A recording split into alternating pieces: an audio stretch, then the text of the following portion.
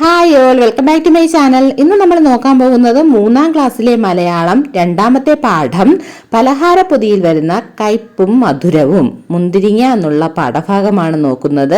ഇതിനു മുന്നേയുള്ള പാഠഭാഗങ്ങൾ കാണാൻ താല്പര്യമുള്ളവർ ഞങ്ങളുടെ ചാനൽ വിസിറ്റ് ചെയ്ത് ക്ലാസ്സുകൾ കാണാവുന്നതാണ്. അപ്പോൾ ചാനൽ സബ്സ്ക്രൈബ് ചെയ്യാനും ലൈക്ക് ചെയ്യാനും ഷെയർ ചെയ്യാനും മടിക്കരുത്. നമുക്ക് ക്ലാസ്സിലേക്ക് പോയാലോ? കയ്പും മധുരവും. ഞാനല്ല എന്ന് പറയുന്ന മറ്റൊരു കുട്ടിയെ പരിചയപ്പെടാം. കഥ വായിക്കൂ എന്ന് പറഞ്ഞിട്ടുണ്ട്. ഞാനല്ല എന്നുള്ള കവിത നമ്മൾ പഠിച്ചു അല്ലേ? അതുപോലെ ഞാനല്ല എന്ന് പറയുന്ന ഒരു കുട്ടിയെ നമുക്ക് പരിചയപ്പെട്ടാലോ? കഥ വായിച്ചു നോക്കാം. മുന്തിരിങ്ങ. അമ്മ കുറേ മുന്തിരിങ്ങ വാങ്ങിക്കൊണ്ടുവന്നു. ഉച്ചഭക്ഷണത്തിന് ശേഷം കുട്ടികൾക്ക് കൊടുക്കാനാണ്. മുന്തിരിങ്ങ ഒരു പിഞ്ഞാണിയിലാക്കി മേശപ്പുറത്ത് വെച്ചു. ഏറ്റവും ഇളയ മകനായ വാന്യ അത് കണ്ടു. മുന്തിരിങ്ങ അവൻ ആദ്യമായി കാണുകയാണ്. അവൻ അതിൽ നിന്ന് ഒരെണ്ണം എടുത്ത് മണത്തു നോക്കി. കൊതി തോന്നിപ്പിക്കുന്ന മണം. മണത്തിട്ടും അവന് മതി വന്നില്ല. അവൻ അത് മണത്തുകൊണ്ടേയിരുന്നു.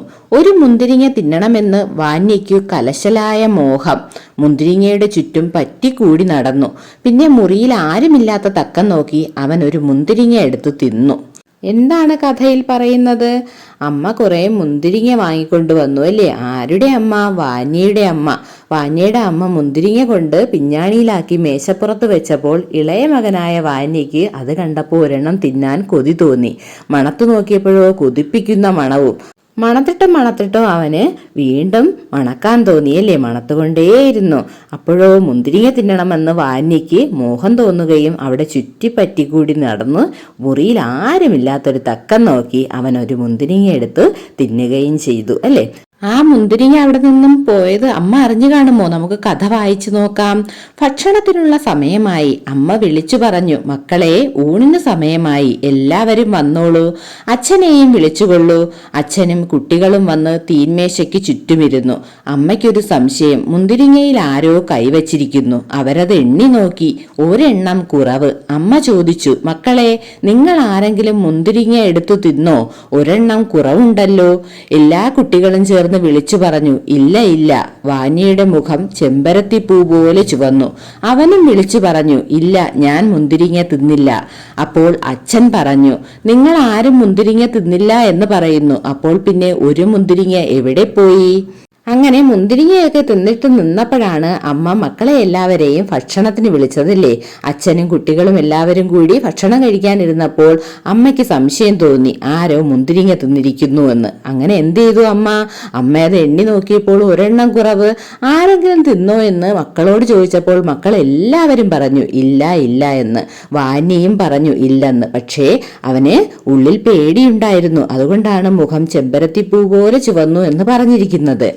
മക്കൾ ആരും തന്നെ മുന്തിരിങ്ങ എടുത്തിട്ടില്ല എന്ന് പറഞ്ഞപ്പോൾ പിന്നെ മുന്തിരിങ്ങ എവിടെ പോയി എന്ന് അച്ഛൻ ചോദിക്കുകയാണ്. ബാക്കി നമുക്ക് വായിച്ചു നോക്കിയാലോ? അച്ഛൻ പറയുകയാണ്, ഒരെണ്ണം ആരെങ്കിലും എടുത്തിരിക്കുമെന്നത് തീർച്ച. കുട്ടികളല്ലേ, നല്ല മുന്തിരിങ്ങ കണ്ടാൽ കൊതി വരും. ഒരെണ്ണം എടുത്തു തിന്നു എന്ന് വരും. അതൊരു തെറ്റല്ല.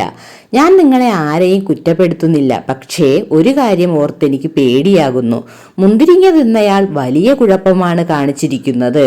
മുന്തിരിങ്ങയിൽ ഒരു കുരുവുണ്ട്. അറിയാതെ ആരെങ്കിലും കുരു വിഴുങ്ങിയിട്ടുണ്ടെങ്കിൽ നാളത്തേക്ക് അവൻ മരിച്ചു പോകും. അതോർത്താണ് എനിക്ക് പേടി. ഇത് കേട്ടപ്പോൾ വാന്യയുടെ മുഖം വിളറി. അവൻ വിളിച്ചു പറഞ്ഞു, ഞാൻ കുരു തിന്നില്ലച്ഛാ. ഞാനത് ജനലിൽ കൂടി പുറത്തേക്ക് എറിഞ്ഞു കളഞ്ഞു. ഇത് കേട്ട് അച്ഛനും അമ്മയും കുട്ടികളും ചേർന്ന് ചിരിച്ചു. എന്നാൽ വാന്യ ചിരിച്ചില്ല. അവൻ കരഞ്ഞു.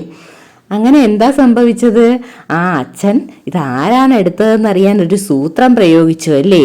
ആരെങ്കിലും എടുത്തു തിന്നാലും ഒരു കുഴപ്പവുമില്ല. പക്ഷേ തിന്നയാളിന് കുരു വയറ്റിൽ പോയിട്ടുണ്ടെങ്കിൽ എന്തു പറ്റുമെന്ന് പറഞ്ഞു? മരിച്ചു പോകുമെന്ന് പറഞ്ഞു. ഇത് കേട്ട വാന്യക്ക് എന്തു പറ്റി? വാന്യക്ക് പേടിയായി. എന്നിട്ട് എന്ത് പറഞ്ഞു? ഞാൻ കുരു തിന്നിട്ടില്ല, കുരു ജനലിൽ കൂടി പുറത്തേക്ക് കളയുകയാണ് ചെയ്തതെന്ന് പറഞ്ഞു. അപ്പോൾ തന്നെ എല്ലാവർക്കും മനസ്സിലായി ആരാണ് മുന്തിരിങ്ങ കട്ട് തിന്നത്. നമ്മുടെ വാന്യയാണ്. ഇത് കേട്ട് എല്ലാവരും ചിരിച്ചു അല്ലേ? അച്ഛനും അമ്മയും കുട്ടികളും എല്ലാവരും ചിരിച്ചു. പക്ഷേ വാന്യക്ക് ചിരി വന്നോ? ഇല്ല, അവന് സങ്കടമാണ് വന്നത്. എന്തുകൊണ്ടാ? എല്ലാവരും അറിഞ്ഞു മുന്തിരിങ്ങ കട്ട് തിന്നത് അവനാണെന്നല്ലേ? ഈ കഥ ടോൾസ്റ്റോയ് കഥകളിൽ നിന്ന് എടുത്തിരിക്കുന്നതാണ്. ഇത് മലയാളത്തിലേക്ക് വിവർത്തനം ചെയ്തിരിക്കുന്നത് KN ദാമോദരൻ നായർ ആണ്. അപ്പോൾ നിങ്ങൾക്ക് കഥ ഇഷ്ടമായി എന്ന് വിചാരിക്കുന്നു. നമുക്ക് പാഠഭാഗ ചോദ്യങ്ങൾ ഓരോന്നായി നോക്കിയാലോ? ആദ്യത്തെ ചോദ്യം നോക്കൂ. വീട്ടിലെല്ലാവരും ചിരിച്ചപ്പോഴും വാന്യ കരയാൻ എന്താവും കാരണം? എന്താണ് കാരണം വാന്യ കരയാൻ? വീട്ടിലെല്ലാവരും ചിരിച്ചപ്പോഴും വാന്യ കരയാൻ കാരണം അച്ഛൻ മുന്തിരിക്കുരു കഴിച്ചവർ നാളെ മരിക്കും എന്ന് പറയുന്നത് കേട്ടിട്ടാവാം. വാന്യ മുന്തിരിക്കുരു കളഞ്ഞിട്ടാണ് തിന്നതെങ്കിലും അഥവാ താൻ അറിയാതെ ഒരു കുരു എങ്ങാനും വയറ്റിലേക്ക് പോയിട്ടുണ്ടെങ്കിൽ താൻ മരിക്കുമല്ലോ എന്ന പേടി കൊണ്ടാവാം കരഞ്ഞത്. അതല്ലെങ്കിൽ എല്ലാവർക്കും താനാണ് തെറ്റ് ചെയ്തത് എന്ന് മനസ്സിലായല്ലോ എന്ന് ഓർത്തിട്ടും ആവാം.